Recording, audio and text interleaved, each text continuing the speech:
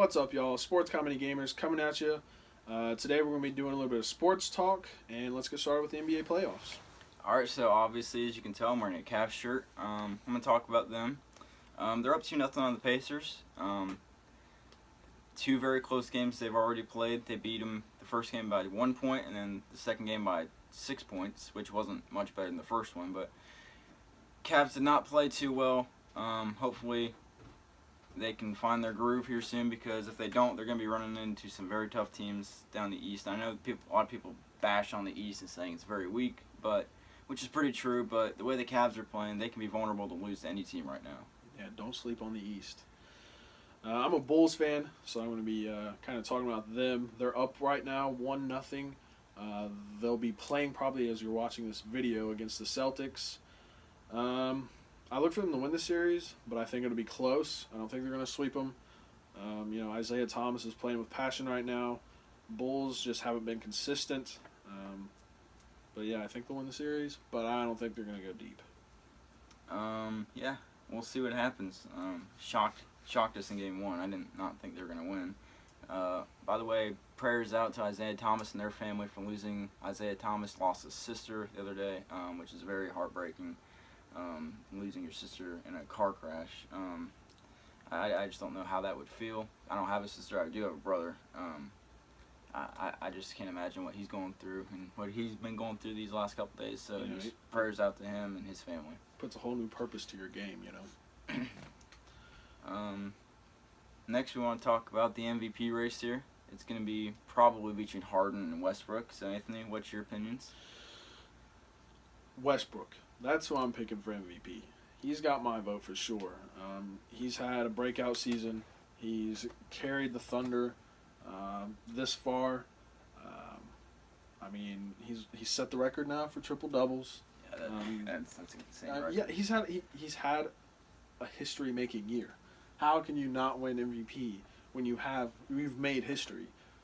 That's my opinion. Mm-hmm. But yeah, he's definitely carrying the Thunder, doing some good things there. I could have an argument for James Harden and saying what he's done, but a lot of people would probably say I'm insane. If I were to argue for James Harden, I could say he's been doing a lot better than the Thunder have with the team. The Rockets got the 3 seed and the Thunder got the 6 seed. Westbrook's about the only person on that Thunder team that can actually do anything. Harden has a little bit more help around him, but if I had to give it to anybody, it would be Russell Westbrook. How can you not give it to a dude that broke a triple doubles record? He had like over 45, something like that, triple doubles in a single season. That's crazy, and crazy accomplishment. And this will go down as a history-making season for the next 100 years. People are gonna remember this year as Russell Westbrook, mainly. Unless something crazy happens in the playoffs. All right, let's move on to the NHL playoffs. Toronto right now is up 2-1 over the Capitals, which kind of shocked us. The Capitals, they've won the President's Cup. They've had the best record. Are they going to choke again?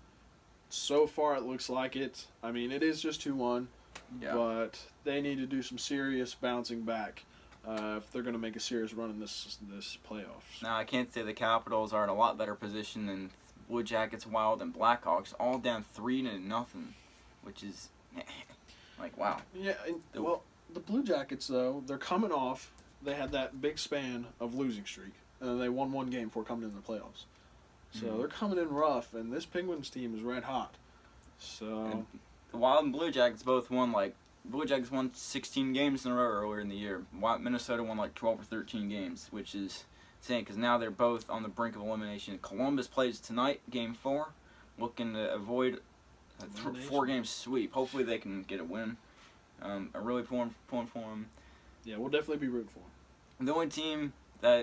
There's only 2 teams that came back down from 3-0 in recent history. I forget who the first one was, but the most recent one was the Los Angeles Kings came back down 3-0 against the Sharks in the first round. They come back and win the whole thing. They won the Stanley Cup 2014, which is crazy. So let's see if any of these teams can do anything. Now on to MLB. We're Reds fans. We're from this area, so we'll be doing a lot of Reds coverage. So far, I'm impressed. Yeah. but can they stay consistent? The thing that the Reds right now are lacking is starting pitching length. Definitely. Because the biggest thing with baseball is, you want your starters to go 6-7 innings plus and not wear out your bullpen every day. Now, sure enough, as much as a dumpster fire the Reds bullpen was last year, it has been very consistent. They've improved. It is, yeah. Big time improved from last year. It's been very consistent. They had a couple bad games, which it's going to happen. Your bullpen's not going to have a 0.0 ERA every single year and every single game.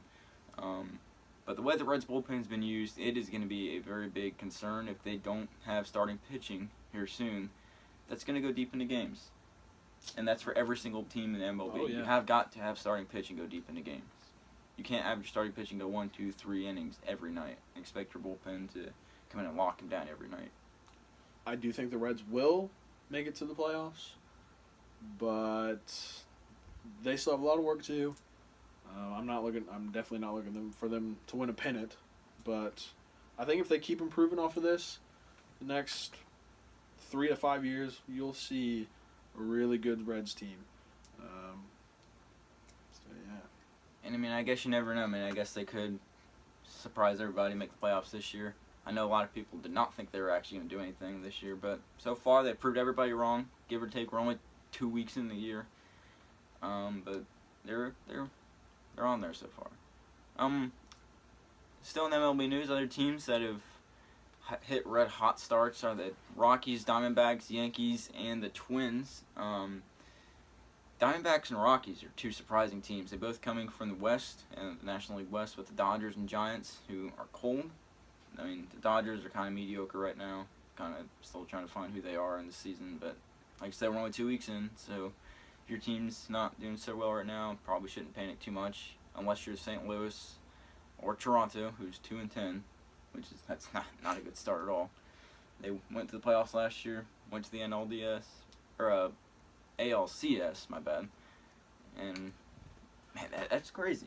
How one team can go from almost going to the World Series to starting off 2-12 or 2-10. There's still a lot of baseball to be played, and only time can tell what can happen.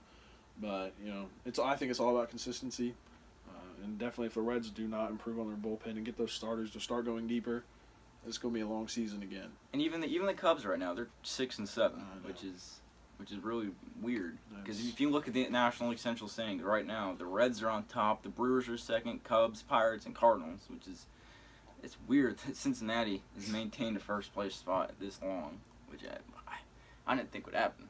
But we'll see now. They play Baltimore tonight. They have this is a big test for the Reds. They play the Orioles and Cubs coming to town. So we'll see what happens from here on out. Definitely. All right, let's move on to the NFL draft. Let's see.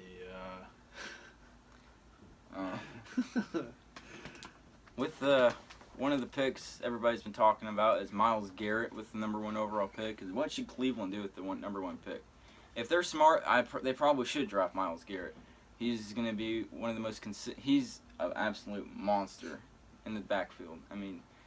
He even said it himself. He will punish the team that does not pick him, which is for going to be years Cleveland. and years to come. If Cleveland does not pick him, which I've said this forever, the Browns need a quarterback.